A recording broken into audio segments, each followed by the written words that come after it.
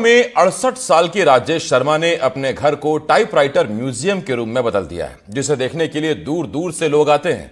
कैसे इन्होंने यह कारनामा किया, इस रिपोर्ट में देखिए।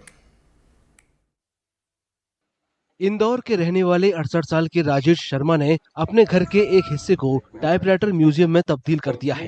अपने पिता को टाइपराइटर पर काम करते हुए देखने के बाद बचपन से ही राजेश शर्मा का जुनून टाइपराइटर को लेकर बहुत ज्यादा था।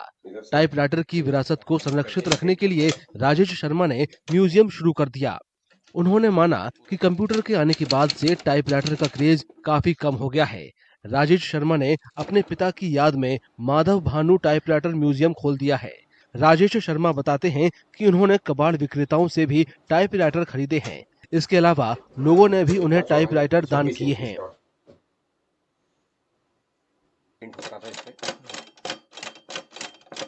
ये करीब करीब मान के चलिए 10 से 12 साल का प्रयास है।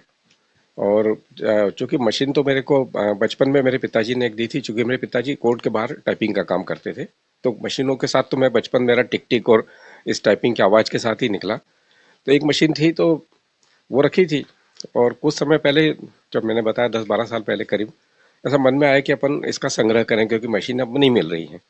और जब खोज चालू की तो मालूम पड़ा लोगों ने तो इसे कबाड़े में डाल दिया है और मशीनें गायब हैं, क्योंकि सब तेजी से कंप्यूटर आ गया, उसने रिप्लेस कर दिया।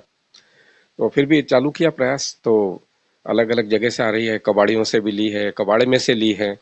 और एक अच्छी चीज़ ये है कि जब थोड़ा सा इसके बारे में जानकारी लोगों को मिली, तो मेरे पास पूरे देश विदेश से करीब करीब 125 मशीनें जो हैं, या ज़्यादा इससे भी कहें, जो उपहार में आई हैं, लोगों ने भेजी हैं। म्यूजियम में फिलहाल देश दुनिया से लाए गए 600 से ज्यादा टाइपराइटर हैं। इनमें अलग अलग भाषाओं के टाइपराइटर हैं।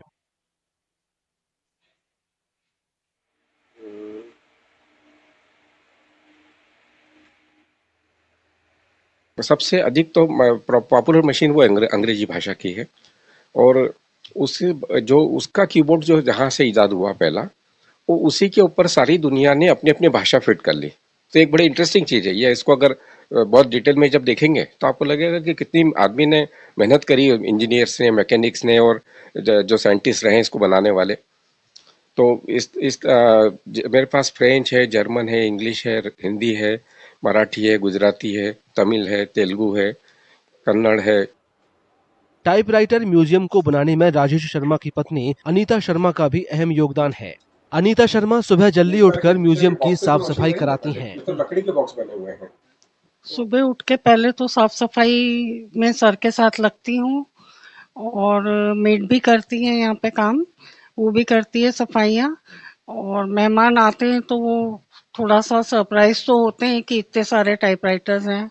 पिताजी का मिला था इनको, उसके बाद एकदम से मन में आया कि नहीं करते हैं, क्योंकि वो बहुत पुराना था। उसके बाद से शुरू किया और इनको मिलते भी गए, बहुत सारे लोगों ने गिफ्ट भी किए। राजेश शर्मा बताते हैं कि टाइपराइटर म्यूजियम को और ज्यादा लोग देखने आ सकें, इसलिए वो इस म्यूजियम को दूसरी जगह पर ले जाने की सोच रहे हैं।